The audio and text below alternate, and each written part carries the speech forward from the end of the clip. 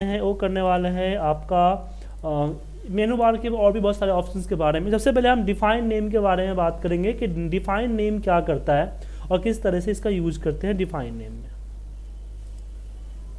Define name जैसे कि अभी क्या है कि अगर हम कोई फॉर्मूला लगाते हैं, मान लीजिए हमने कोई फॉर्मूला लगाया तो एरिया रेंज हम सिलेक्ट करते हैं, तो अगर हम सेम सीट में सिलेक्ट कर रहे हैं तो रेफरेंस क्या आता है A1 से D10। ठीक है, अगर हम इसी रेफरेंस को अगर हम किसी और सीट से लगाते हैं तो वहाँ पे क्या होता है,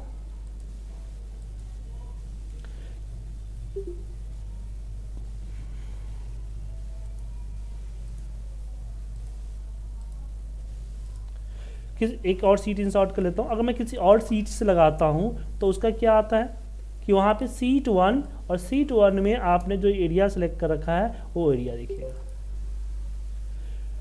तो अगर हमें कभी कभी दिक्कत क्या होती है कि हमें जैसे हम ड्रैग करते हैं या फिर और बहुत सारे प्रॉब्लम्स क्रिएट होती है हमें, तो हम क्या करते हैं, हम डिफाइन नेम कर लेते हैं। मतलब एक पर्टिकुलर एरिया को, ये जो एरिया है इस एरिया को डिफाइन नेम देके एक नेम डाल, जैसे मैंने इसका नाम डाल दिया डेटा।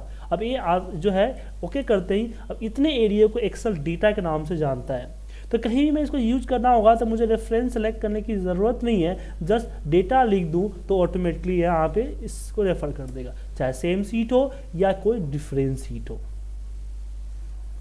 सर एक बार थोड़ा स्टार्टिंग से बताएंगे प्लीज। सोहन जी स्टार्टिंग से ही है, समझ में आ जाएगा आपको। जी सर। तो डेटा, तो हमने क्या किया, हमने एक पर्टिकुलर एरिया जिसके लिए रेफरेंस यूज करते हैं, किसी और तरह के रेफरेंस यूज करते हैं, उस रेफरेंस को यूज ना करके हमने क्या किया, सिलेक्ट करके डिफाइन नेम एक नाम बना दिया। डिफाइन नेम में गया, नाम डाला एंड ओके कर दिया, एक नाम बन गया जो कि डेटा, जो कि एरिया क्या है A1 से D17 का है। अब जो है एक्सेल इसको सीट 1 A1 से D17 के नाम से नहीं जानेगा, डेटा के नाम से जानेगा। कहीं भी मुझे इसको रेफरेंस यूज करना पड़ेगा, जस्ट उसका रेफरेंस इक्वल डेटा लिख दूंगा तो वहां पे आ जाएगा। अब इसका यूज क्या होता है इसके बारे में जान लीजिए। इसके लिए हम एक डेटा ओपन करते हैं, एक फाइल ओपन करते हैं। मान लीजिए जैसे कि मैंने ओपन कर दिया, जैसे एडवांस चार्ट ही हम इसी को ओपन करते हैं। ठीक है, अभी क्या है कि डेटा शीट है, यहाँ पे सीट 1 है, यहाँ पे रख देता हूँ। अभी क्या है कि सीट यहाँ पे हमारे पास सेल्स रिप्रेजेंटेटिव का नेम है। अब मैं चाहता हूँ कि जैसे यहाँ पे कुछ नाम, ऐसे नाम लिखूँ जो डेटा में ऑलरेडी है, इस डेटा में हमारे पास ऑलरेडी है। अगर मैं उसका नाम यहाँ पे लिखता हूँ तो क्या हो जाए, वो हाईलाइट हो जाए। जैसे किसी और सीट का डेटा, अगर किसी और सीट का डेटा नेम अगर मैं इस सीट पे लिखा तो ऑटोमेटिकली ये हाईलाइट हो जाए।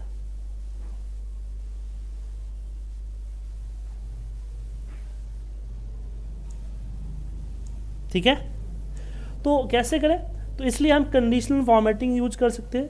बट कंडीशनल फॉर्मेटिंग में हम क्या लगाएंगे, क्या करेंगे, तो हमारे पास एक फॉर्मूला होता है काउंट इफ का। जैसे कि मैंने मान लो कि ये नाम डाल देता हूँ चीन का।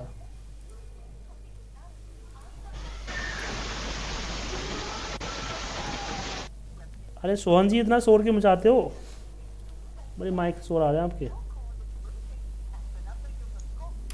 तो यहाँ पे मैंने लगाया काउंट इफ का फॉर्मूला, काउंट इफ, और काउंट इफ में मैंने रेंज सिलेक्ट कर लिया डेटा में जाके इसको, एंड कॉमा हमने इसको सिलेक्ट कर लिया सीट 1 में आके। तो ये बताएगा कि आपका फॉर्मूला बताएगा कि जो चीन नाम का वैल्यू है ये इसमें कितना बार है। अगर मान लो कोई नया नाम डालू, जैसे मैं डाल देता हूँ मोनू, तो मोनू नाम नहीं है तो 0 बताएगा। तो मुझे कंडीशन फॉर्मेटिंग को एक कंडीशन देना है कि अगर काउंट इफ का रिजल्ट इज इक्वल टू 0 तो हाईलाइट ना करो, अदरवाइज हाईलाइट करो। तो कैसे करेंगे, तो उसके लिए यहाँ पे कंडीशन, अब प्रॉब्लम क्या है कि कंडीशनल फॉर्मेटिंग जब हम लगाते हैं, न्यू रूल्स यूज फॉर्मूला में गए, हम लगाए यहाँ पे कि equal count if bracket open करें और हम डेटा के ऊपर अपने डेटा टेबल में जाए और मैं इसको सिलेक्ट कर लूँ और यहाँ पे कॉमा करूँ A2, फॉर्मेट सेट करूँ, कोई फॉर्मेटिंग अगर सेट करना चाहते हो एक मिनट,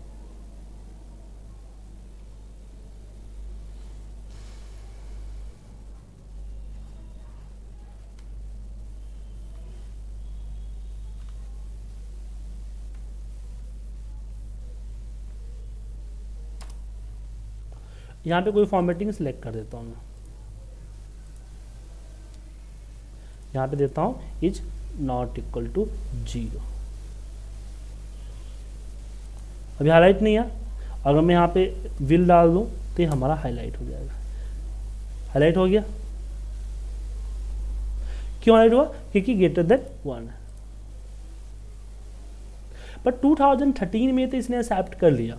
अगर हम 2007 खोलते हैं तो 7 में इसी फाइल, जो हमने फाइल अभी ओपन कर रखा है, इसी फाइल को अगर 2013 में हम खोलें, 2007 में खोलें, तो ये चीज़ यहाँ पे नहीं है, चलेगी।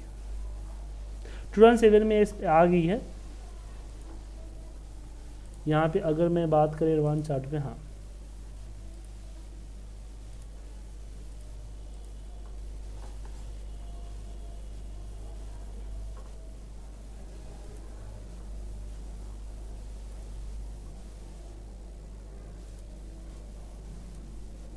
अगर मैं यहाँ पे मान लीजिए कि मैं डालता हूँ क्वार्टर्स ही कर दे, नहीं यहाँ पे ये करता हूँ सेल्स रिप्रेजेंटेटिव। हमने यहाँ पे बिल डाल दिया, इसको सेलेक्ट करता हूँ, कंडीशन फॉर्मेटिंग के न्यू रूल्स में जाता हूँ, यूज फॉर्मूला, और यहाँ पे करता हूँ COUNT count if. Count if पे मैंने सेलेक्ट किया, जिसमें डेटा के अंदर गए और डेटा के अंदर हमने इसको सिलेक्ट कर दिया, एंड कॉमा यहाँ पे A2 सिलेक्ट कर दिया, और यहाँ पे बोला नॉट इक्वल टू, हमने बोला 0, और फिर यहाँ पे गए फॉर्मेट में,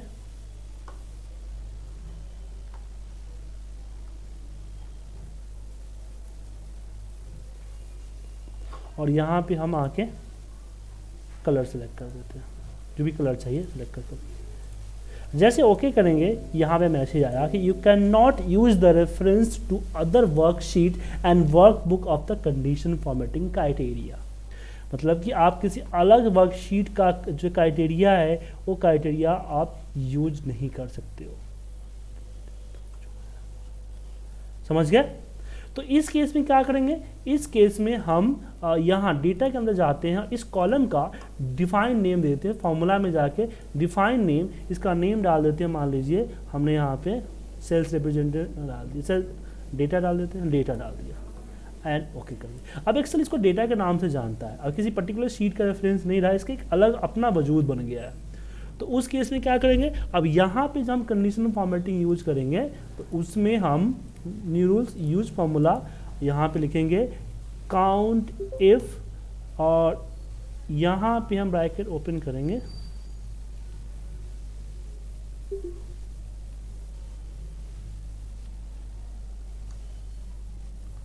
डेटा कॉमा A2, और फिर हम अपना जो आप ये डालना चाहते हैं, कंडीशन डालना चाहते हैं रेंज वगैरह का, वो रेंज डालिए, एंड यहाँ पे कंडीशन डालिए is not equal to 0, and okay कीजिए, तो एक्सेप्ट कर लेगा।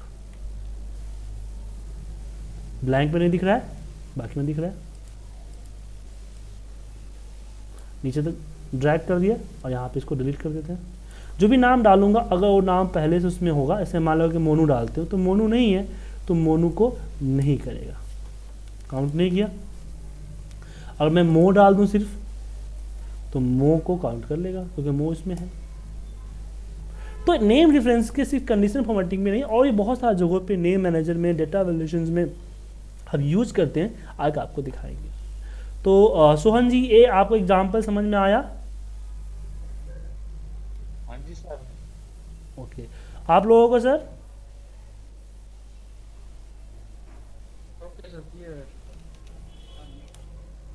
ओके, अब नेक्स्ट चलते हैं। अब नेक्स्ट जो टॉपिक हमारे पास डेटा मेनू इसमें फार्मूला में आता है, वो यूज फार्मूला है कि नेम मैनेजर है। नेम मैनेजर में जाके आप अपना नेम को यूज कर सकते हो, आप अपने हिसाब से जैसे यूज करना चाहते हो ऐसे अपने हिसाब से यूज कर सकते हो।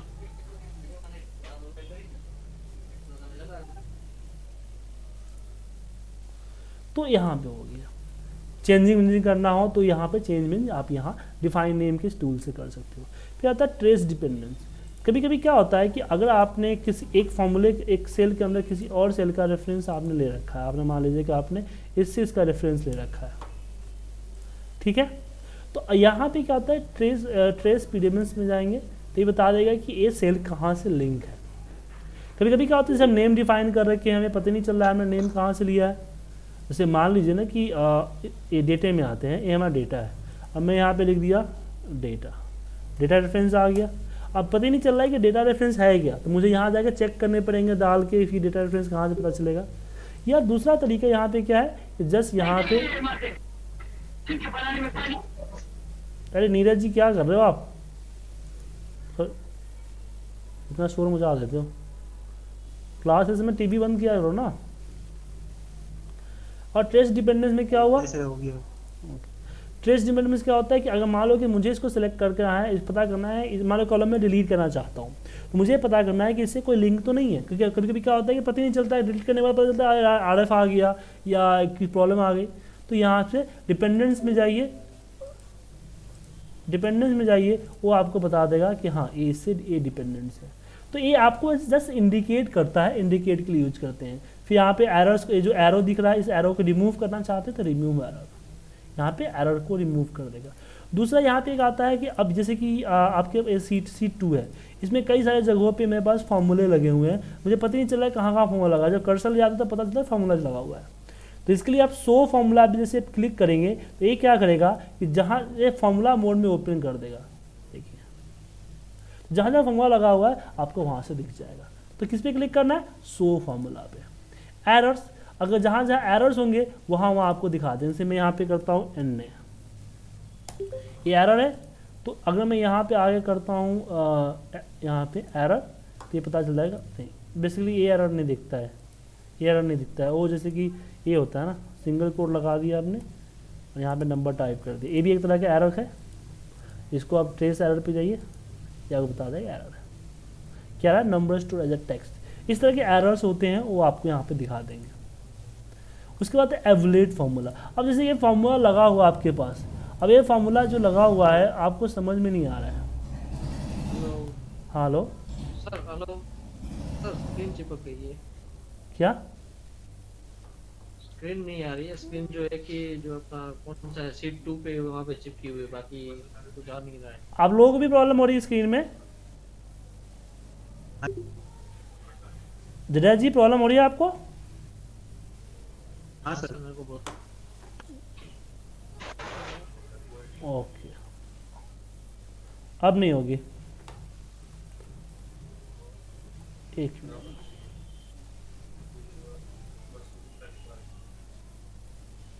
अभी भी चिपकी हुई है। अभी आ जाएगा, अभी 2 मिनट रुक जाइए।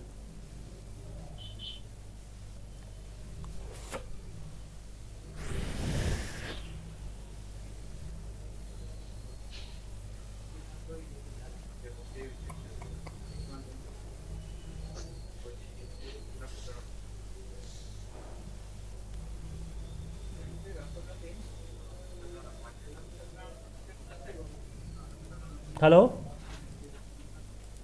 हेलो, अब आ रही है स्क्रीन सर? नहीं सर, अभी सीट 2 पे चिपकी हुई है।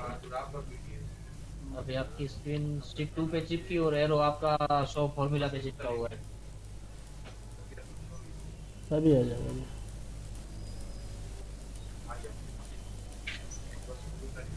अब सही है? स्क्रीन आप कौन से सीट पे आप? वही सीट 2 पे हूँ, कर्सर हटा ना।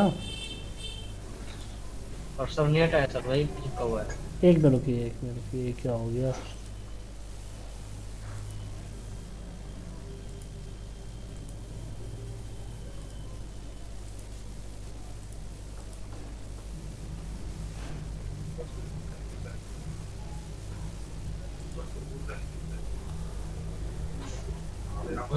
हाँ सर, हाँ सर, अभी अभी अभी मूवमेंट हुआ ना सर? ओके। वो बेसिकली मैंने अभी मूवमेंट हो रहा है। एक डाउनलोडिंग ऑटोमेटिक लगा हुआ था, पता ही नहीं था मुझे कि डाउनलोडिंग लगा हुआ है, इसलिए नेट थोड़ा सा दिक्कत दे रहा था। अब सही है ना? ठीक है सर, हाँ सर, अभी चल रहा है। ओके।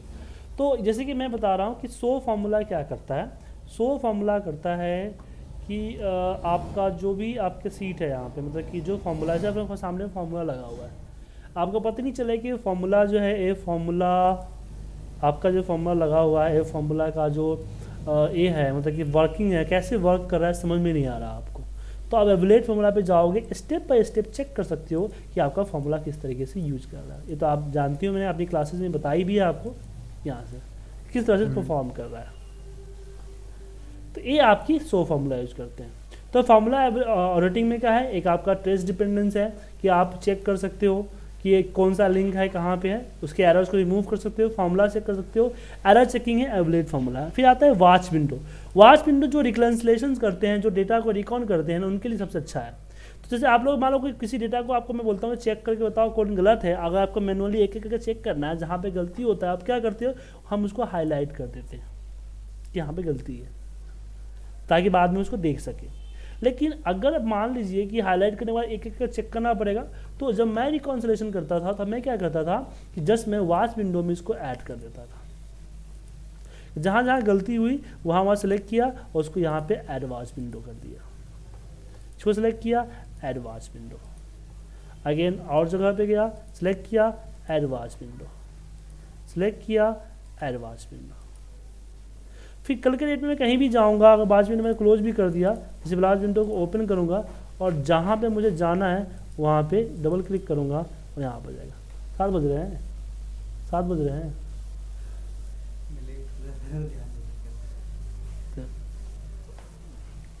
फ़ोन भी किया, फ़ोन भी जा रहा था। किससे बात करता रहता है तू, किससे बात करता?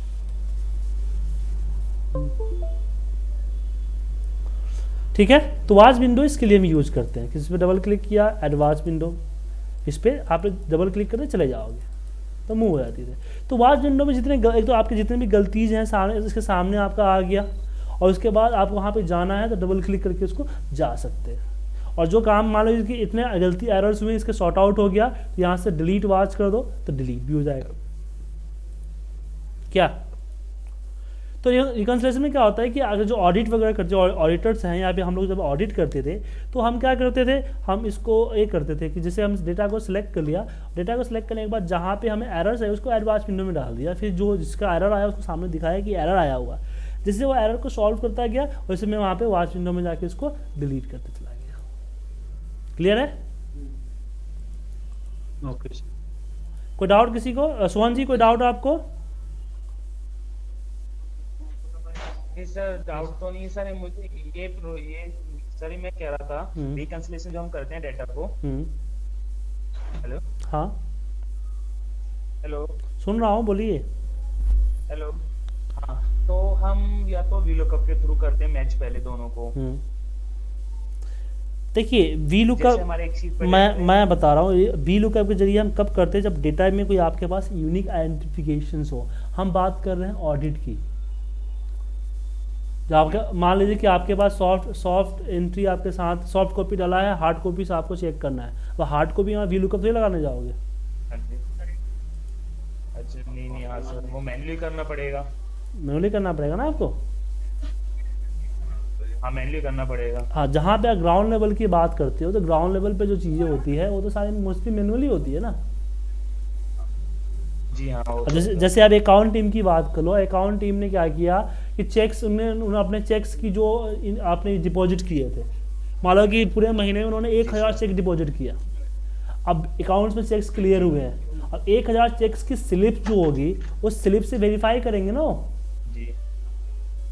Yes sir. अकाउंट स्टेटमेंट पहले एक महीने बाद अकाउंट स्टेटमेंट आएगी, अब अकाउंट स्टेटमेंट को क्या करेंगे, एक्सेल फॉर्मेट में डाल देंगे, ठीक है। और फिर एक एक चेक नंबर एक एक को वेरीफाई करेंगे, और जो चेक बाउंस हुआ है वो चेक्स का जो एक डेटा बनाएंगे और उस डेटा को कॉल करेंगे। पहले बैंक से कॉल करेंगे कि भाई चेक बाउंस क्यों हुआ, रीजन लेंगे, क्योंकि बाउंस हमारी तरफ से तो नहीं है। फिर कस्टमर के बोलेंगे कि इस रीजन से बाउंस हुआ, उनको मेल करेंगे कि भाई आपका चेक्स बाउंस हुए हैं। सही सर, जो मतलब बाउंस होंगे मिसमैच होंगे उसे वॉच विंडो में डाल देंगे, बाद में हम उनको चेक कर लेंगे। हाँ, जैसे हमने देखा कि हमारे पास चेक्स इन थी, हमने देखा कि 4 चेक बाउंस हुए हैं, ठीक है ना। अब 4 चेक बाउंस हुए हैं तो हम अपनी गलती से देखेंगे। मान लो कि मेरी 3 कंपनी है, किसी और कंपनी का चेक मैंने किसी और कंपनी में लगा दिया तो बाउंस होना ही है, उसमें कस्टमर की क्या गलती है? हाँ सर, एक बात और पूछती, जैसे इसी फाइल में हमारा भी डाटा पड़ा है, तो दूसरी फाइल में अगर ये ओपन ना करके हम न्यू एक्सेल फाइल ओपन करें, उसमें वॉच विंडो यूज करें तो हो सकता है? आई थिंक आता है, आएगा आई थिंक आएगा। किसी और फाइल में भी आप ओपन करोगे तो वॉच विंडो की सारी चीजें उसमें रहेगी, ठीक है ना? पे डबल क्लिक करेंगे तो उसी में पहुंच जाएंगे। हाँ, डबल क्लिक करते हैं उस पर पहुंच जाएंगे। तो वॉच विंडो यहाँ इसके लिए यूज करते हैं। फिर आता है हमारे कैलकुलेशंस ऑप्शन। अब जैसे कि आप लोग यूज करते हैं ना, जैसे मैंने यहाँ पे मान लीजिए कि हमने कुछ नंबर्स यहाँ पे डाल दिए, यहाँ पे कुछ नंबर्स हैं, ठीक है।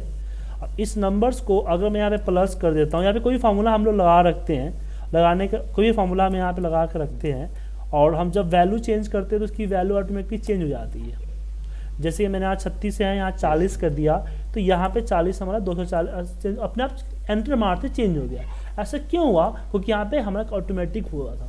अब बात करते हैं जब ऑफिस में हमारे पास बड़ी बड़ी फाइलें होती हैं, 500 MB 400 MB की फाइलें होती है, जब भी आप कोई चेंज करते हो तो नीचे यहाँ पे कैलकुलेशन परसेंटेज दिखाता है और कुछ सेकेंड्स के लिए आपका एक्सेल हैंग हो जाता है।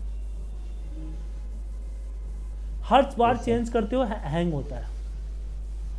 तो मान लीजिए कि आप एक डेटा एंट्री कर रहे हो, ठीक है, जैसे आपको नंबर पुट करना है, चेक नंबर अमाउंट पुट करना है, और चेक नंबर से बिहाफ से बहुत सारे फॉर्मूले लगे हुए हैं आपके, जो कि आपस में कैलकुलेट होता है, हर एंट्री पे कैलकुलेट होता है। तो उस पर प्रॉब्लम क्या होता है कि हर एंट्री पे आपको 4 सेकंड 5 सेकंड 10 सेकंड वेट करना पड़ता है रेडी होने, एक्सेल को रेडी होने के लिए। जैसे आपको एंट्री करनी है, चेक नहीं करना है कुछ, तो उस केस में इसको मैनुअल कर दो। जब इसको मैनुअल कर दोगे, आप कुछ भी आप चेंज करेंगे तो आपका यहाँ पे जो कैलकुलेशन परसेंटेज आता है ना, वो कैलकुलेशन परसेंटेज नहीं आएगा, और आपका नॉर्मल एक्सेल जो है नॉर्मल मोड में काम करेगा, नॉर्मल तरीके हैंग वैंग नहीं होगा। या फिर जैसे फिल्टर लगाते हो तो कैलकुलेशन परसेंटेज दिखाता है, वो चीज़ें नहीं आएगी, ठीक है ना? तो सर अभी इसमें डेटा चेंज होगा, चेंज करेंगे जब चेंज करेंगे, जब डेटा चेंज होगा तो यहाँ पे देखिए, यहाँ पे आ गया ना कैलकुलेट, इस पे कैलकुलेट पे क्लिक कर दिए, चेंज हो जाएगा। जी जी। या फिर जब आपका काम हो जाए तो इसको यहाँ पे ऑटोमेटिक कर दीजिए। जैसे बड़ा डेटा डंप है तो आपके पास जो डंप फाइल होती है, जो मास्टर डेटा होता है जिसमें लाखों रो होते हैं, उसको जब फिल्टर करके डेटा कॉपी पेस्ट करते हैं तो काफ़ी टाइम लेता है ना।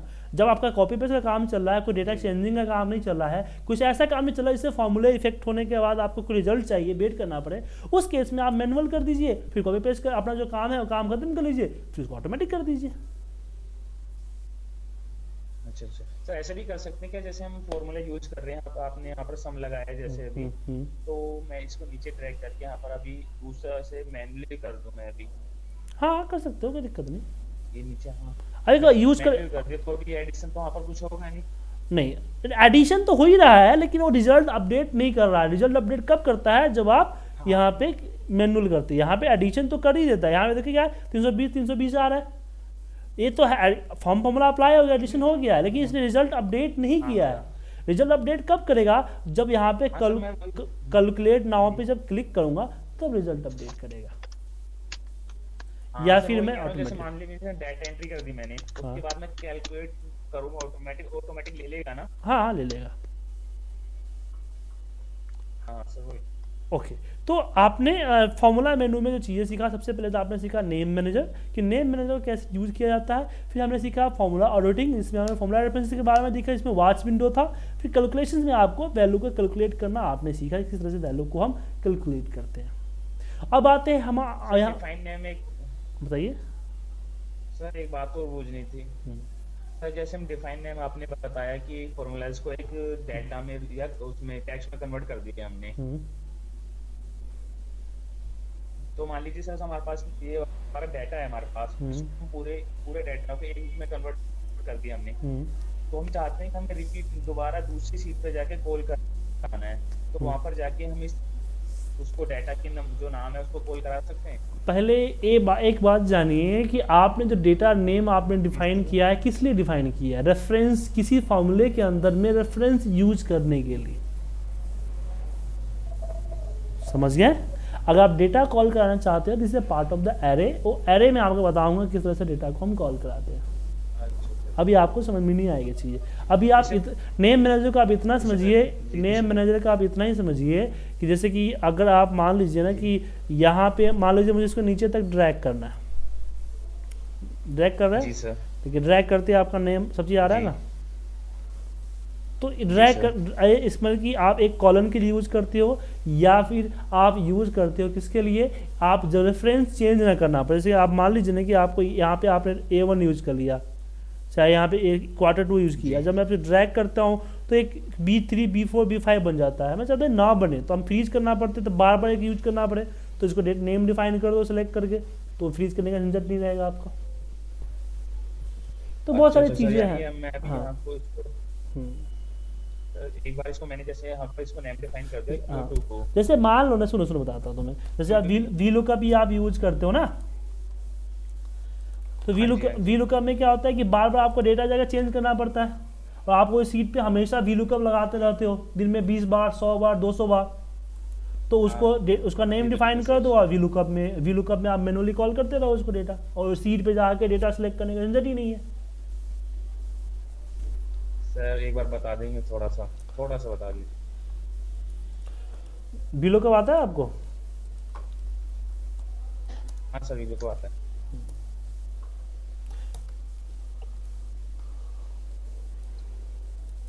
ठीक है, अब जैसे कि मुझे करना पड़ता है, मैं इसको सिलेक्ट किया, इसको सिलेक्ट करके इसका नाम डाल दिया DD डाल दिया एंड ओके। अब मैं इसको यहाँ पे बार बार मुझे क्या करना पड़ता है, इसको लुकअप करना पड़ता है, जैसे यहाँ पे 1 के लिए है, तो जब भी मैं इस फाइल में करूँगा हम यहाँ पे VLOOKUP लगाएंगे, इसको सिलेक्ट करेंगे और रेफरेंस पे डाल देंगे DD, 2, 0, DD, सिंपल सा। 0। अब जब अच्छा, ठीक है, जब मुझे जो एक के आगे रेफरेंस, जी सर, समझ में आ गया? अभी आगे मुझे आगे ड्रैग करना, फॉर्मूले के, हाँ आगे मुझे अब ड्रैग करना होगा तो मैं यहाँ पे डॉलर इसका आगे लगा के ड्रैग कर दूंगा, फिर इसको फ्रीज करने का झंझट नहीं रहेगा मुझे, बना फ्रीज करना पड़ता है ना मुझे।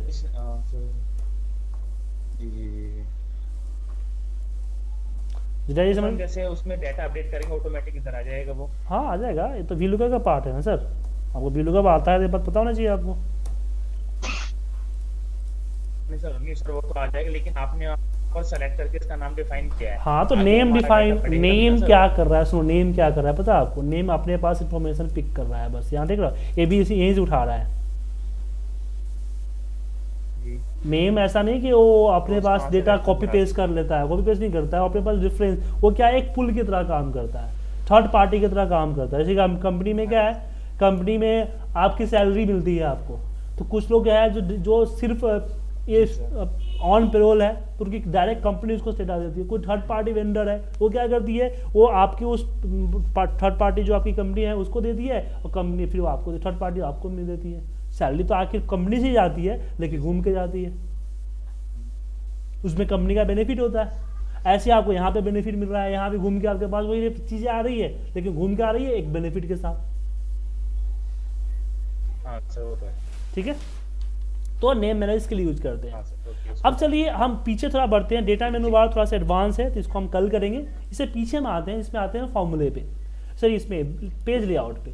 तो हम पेज सेटिंग पे सीखते हैं कि पेज को किस तरह से सेटिंग करेंगे, पेज को कैसे प्रिंट आउट कैसे निकालेंगे, उसके लिए हम बात करते हैं। सबसे पहले अगर हम बात करें कि पेज की मार्जिन, मतलब कि इसको हम जनरली हम लोग प्रिंट प्रीव्यू से ही कर देते हैं, प्रिंट प्रीव्यू में जब ले आते हैं तो यहाँ पे शो मार्जिन, तो ये लेफ्ट राइट टॉप बॉटम से जो कटने वाला है वो यहाँ से कटता है। तो अगर आपको इतना रखना रखो, वरना अगर हटाना है कम करना है तो आप कम भी कर सकते हैं। यहाँ पे सिलेक्ट कर लीजिए, फिर इसको यहाँ सेलेक्ट कर लीजिए। ये जो आप देख रहे हो ये आपका मार्जिन है, इतना जो एरिया छोड़ा हुआ है ये छोड़ा हुआ है आप किसके लिए, हीडर एंड फुटर के लिए। ठीक है, अगर आप चाहते हो कि हीडर नहीं मेरे पास जस्ट फुटर है तो इसको हटा दीजिए, और फुटर हैवी है तो छोटा है, बड़ा जरा बड़ा फुटर नहीं है तो कम कर दीजिए, जस्ट पेज नंबर है मान लीजिए। अब फुटर डालना है आप, तो कैसे फुटर डालोगे, तो पेज सेटअप पे जाइए, हेडर एंड फुटर आ गया, फुटर में आइए। अब फुटर में आने के बाद यहाँ पे पेज नंबर आ गया एंड ओके, ठीक है। Page 1, page 2, page 3, page 4, page 5 अपने हिसाब से डिक्लेयर कर सकते हो। लेकिन मुझे पेज नंबर के साथ और भी कुछ चीज़ें डालनी है, तो यहाँ आपके पास दिखता है जो बोलते हैं इसको पेज लेआउट व्यू है। इसके पेज लेआउट व्यू पे हम जाएंगे तो इस तरह से दिख जाएगा वर्ड की तरह। यहाँ पे आइए, अब इसमें क्या है, तो फुटर के लिए 3 सेक्शंस है, ये आपका लेफ्ट, सेंटर, मिडल। फिर म्यूट कर लीजिए सर, शोर आ रहा है आप लोगों के माइक से, आप लोग म्यूट करके नहीं रखते हैं, जब कुछ पूछना होता आप लोग अनम्यूट कर लीजिए ना, शोर आता डिस्टर्बेंस होती है तो पढ़ाने में, शांति में पढ़ाने में अच्छा लगता है। जब पूछना होता अनम्यूट करके पूछ लीजिए, नाम के आगे जो माइक का सिंबल है उस पर क्लिक कीजिएगा, अनम्यूट हो जाएगा। तो यहाँ पे फुटर में जैसे हम यहाँ डाल दिया, मान लीजिए कि डेली सेल्स डेटा, ठीक है। पेज नंबर्स आ गए, पेज नंबर में मैं लिखता हूँ पेजेस नहीं आना चाहिए, यहाँ पे आना चाहिए डे 1, डे 2, डे 3 ऐसे कर दीजिए, या कुछ और देना चाहते हैं ऑफ डेज, और यहाँ पे आप यहाँ पे क्या है नंबर ऑफ पेजेस डाल दीजिए, तो ये पता चलेगा कि 1 डे ऑफ डेज 44, या फिर डेज को बाद में डालना चाहिए, इसको कटी करके यहाँ डाल दीजिए बाद में,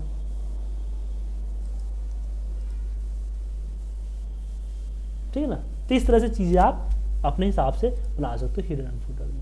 यहाँ पे ऊपर देखेंगे तो बहुत सारी चीज़ें हैं, नंबर्स हैं, यहाँ पे पेज नंबर्स है, करेंट टाइम, जब प्रिंट होगा उसमें करेंट डेट एंड टाइम आपको दिखेगा, फाइल पाथ, ये फाइल किस पर्टिकुलर फोल्डर में सेव है उसका दिखेगा, फिर यहाँ पे आपको दिखेगा file name, seat name, picture name, ये सारी चीज़ें यहाँ से यूज कर सकते हो हिडन फुटर के अंदर में। वापस नॉर्मल पेज पे आ जाइए, ठीक है।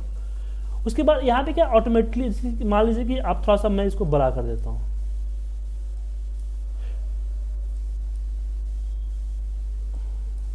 अभी क्या हुआ कि एक पेज मेरा कट रहा है, तो मैं चाहता हूँ कि एक साइज, प्रिंटिंग साइज छोटा करके एक पेज में फिट कर दे।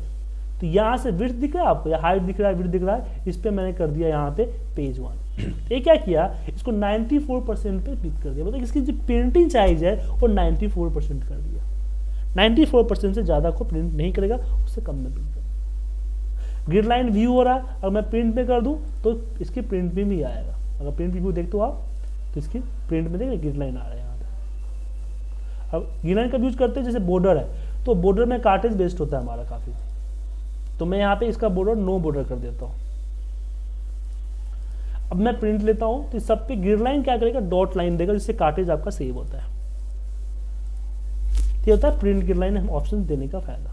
दूसरा, जब नेक्स्ट पेज करते हैं तो ऊपर क्या हेडिंग नहीं आता है। मैं चाहता हूँ हर जो प्रीवियस फर्स्ट पेज पे जो इसका हेडिंग था वो हेडिंग हर पेज पे आए, तो उसके लिए क्या करेंगे, उसके लिए हम यहाँ पे इस पे जाएंगे पेज लेआउट पे, और यहाँ प्रिंट टाइटल पे आएंगे, और प्रिंट टाइटल पे आ जाएंगे रो रिपीटेड में, इसको सेलेक्ट कर लेंगे एंड ओके, ठीक है। अब जैसे ओपन कीजिएगा, आप प्रिंट व्यू कीजिए, आपको हर पेज पे चीजें दिखेगी। तो इसे यूज करते हैं। पेपर की साइज फिट कर सकते हो, और ये टेंशन क्या है, पोर्ट्रेट है, लैंडस्केप हो। प्रिंट एरिया आप चाहते हैं कि एक पर्टिकुलर एरिया है प्रिंट में आए, तो उसके लिए यहाँ सेट कर सकते हो। जैसे कि अगर हम बात करें इसके सीट 2 की, तो इस सीट 2 में बहुत सारे डेटा है यहाँ पे। मैं चाहता हूँ मेरा सिर्फ ये समरी है ना, ये समरी प्रिंट में है, बाकी का प्रिंट में ना है, तो इसलिए सेट प्रिंट एरिया कर दीजिए। आप प्रिंट व्यू कीजिएगा, सिर्फ इतना ही एरिया प्रिंट में आएगा, बाकी एरिया प्रिंट में नहीं आएगा। पेज ब्रेक, जैसे आपको मान लो कि एक एरिया के बाद पेज ब्रेक डालना है, तो वो पेज ब्रेक यूज कर सकते हो। ये सब चीज़ें यहाँ पे यूज करते हैं, ठीक है। तो इंसर्ट तो हमने कर ही चुके थे। जो चार्टिंग्स है, चार्टिंग तो आपको मैं बाद में कराऊंगा, ठीक है। ये हमारा था आज का टॉपिक। तो आज हमने बाकी चीज़ की, कल हमारा आपका जो है आपका गेट एक्सटर्नल डेटा, कल का जो टॉपिक हमारा है गेट एक्सटर्नल डेटा। हमने आपको पीवर्ड के जरिए डेटा आज पीवर्ड टेबल में लाना सिखाया था। कल मैं आपको सिखाऊंगा डेटा को एज ए डेटा फॉर्मेट में किसी अलग फाइल से, किसी वेबसाइट से या किसी और चीज़ से कैसे लेके आएंगे, हमारी कल की क्लास है, ठीक है, तो कल मिलते हैं सेम 8 बजे। आज का वीडियो कौन से नाम से अपलोड कर रहे हो? आज का वीडियो आपका इसके नाम से होगा, नेम मैनेजर के नाम से होगा। मैं लिंक भेज दूंगा आपको, मैं अभी अपलोड हो जाएगी थोड़ी देर में। Okay, good night. Okay bye, good night.